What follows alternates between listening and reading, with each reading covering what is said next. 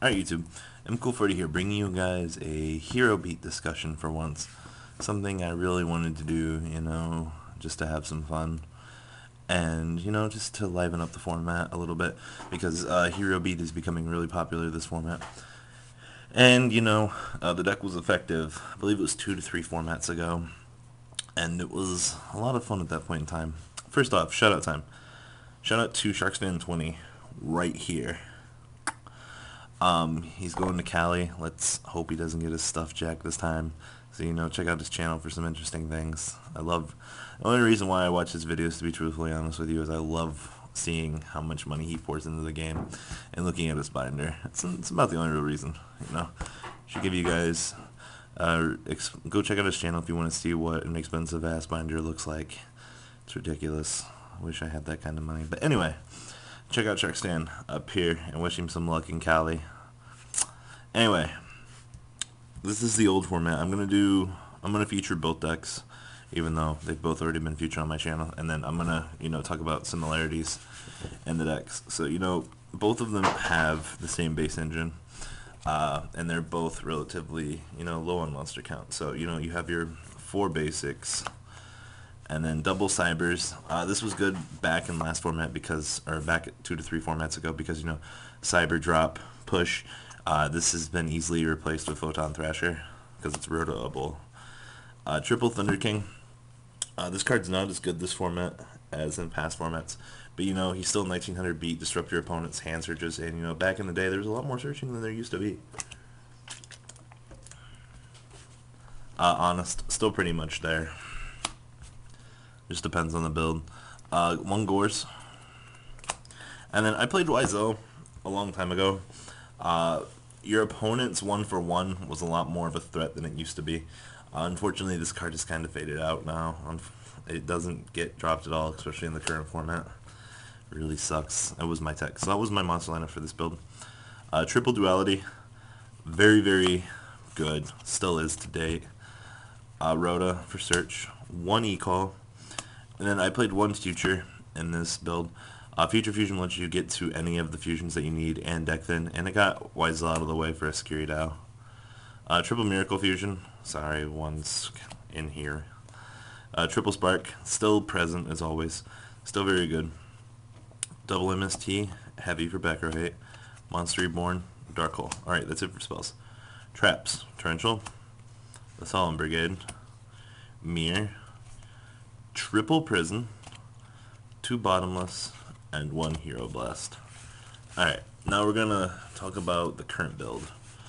So once again, you have your basic 3, and then we've moved on to the progression of Bubble Man. That's it for the monster lineup in this one. You can play Photon Thrasher, and honest, I'm not, and I should be, but I'll get to that eventually. 1 Rhoda, Triple E-Call, Triple Miracle, Triple Spark, Triple Duality, 1 The Warrior Returning Alive, Back Row Hate, 1 Smash Ground, 1 Monster Reborn, 1 Dark Hole, 1 Book of Moon, 1 Super Poly, 1 Compulse, 1 Mirror Force, Solemn Brigade, 2 Hero Blast, 2 Torrential, 2 Bottomless. Alright. So now that you guys have seen these, let's start the discussion. Alright, so we have the basic search engine, pretty self-explanatory. Now, Bubble Man, this was a new, change to the deck.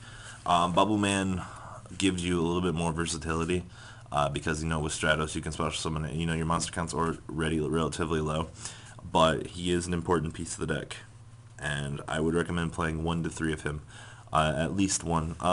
In terms of Acid in either of these builds, Acid is okay if you want to play Mash Change.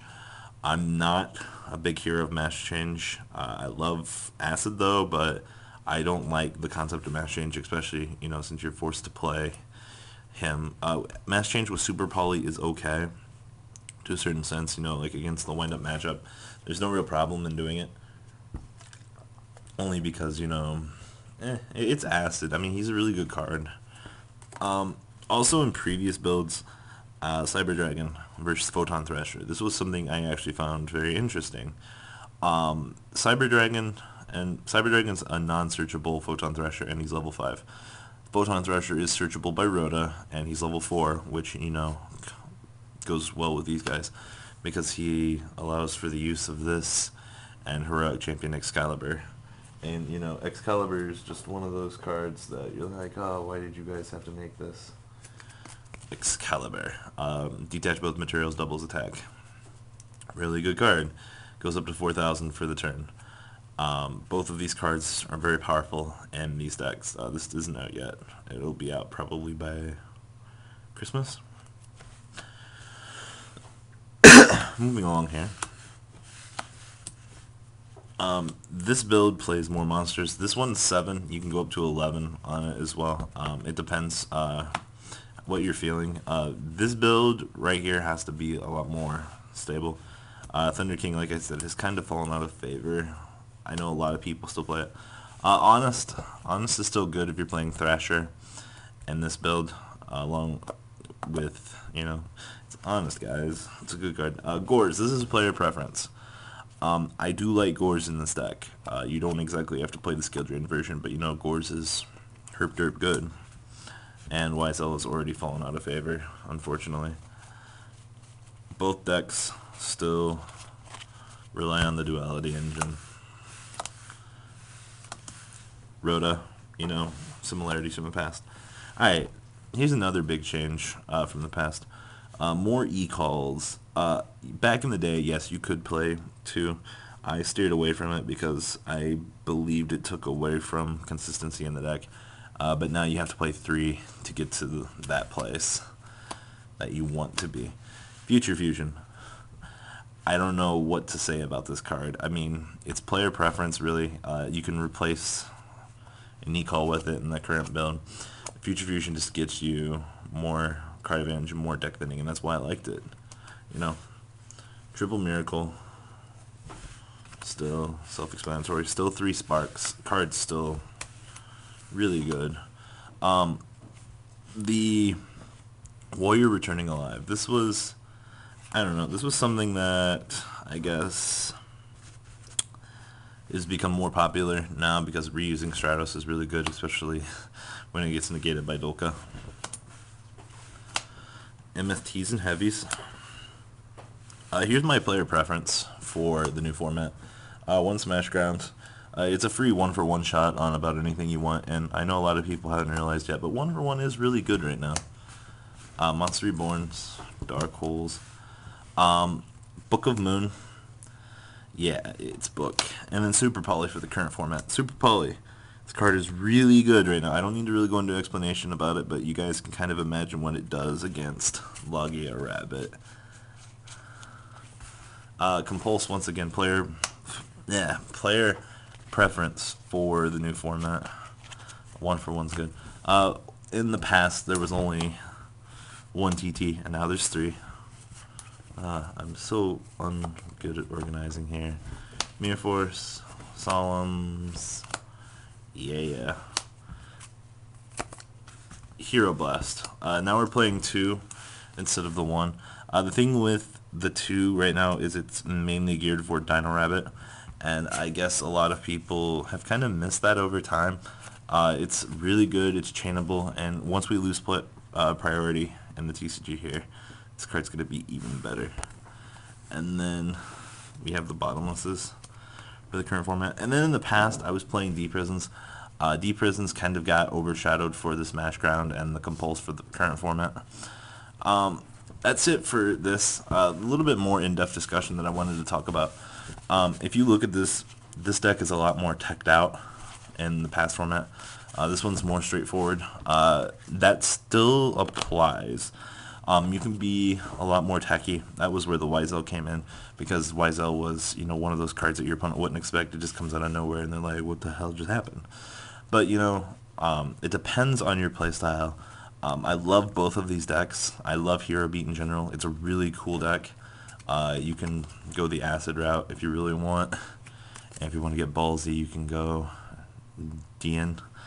But, for testing purposes, one of these with one mass change might work. You know, it just depends on the amount of mana you play. If you want to play Ocean, you know, I know for my play testing, I'm gonna keep testing out both of these in the new build. Both these cards are really good, even though they shouldn't have been made. Thanks, Konami. I don't know what you guys are doing, giving Hero Beat more power, but good job. I miss Suppression still, though. So yeah, guys, please leave a comment down below what you think about past and present Hero Beat. Both of them are rough sketches of, you know, the past. Wizel was something I actually talked to Rauzes about a little bit. If you guys have never heard the name Rauzes, please look it up. It's Rauzes, I think. He's a really old famous Yu-Gi-Oh player who plays Vanguard now, but he had a lot of good concepts in Yu-Gi-Oh, and he was a really cool guy to talk to the few times I actually got to. Like I said, guys, Hero Beat, it's a tech deck. You make it what you want it to be. It suits your player preference. It's a lot more techy than Stun, even though it is a Stun deck, and it has a really good Rabbit matchup, even though a lot of people haven't realized that. And Photon Thrasher is really good. Now we have 6 Cyber Dragons. Don't know what Konami's thinking for that either. And don't forget about Blackbeard and his little pirate ship of doom. So guys, please leave a comment down below what you guys think about Hero Beat and its progression of evolution, and what you think about the future when we would get this broken card. And please check out ShrexFan20 right here. Wish him some luck in Kali. Leave him a comment. MCool40 and Guilty Crown signing out. Peace, guys.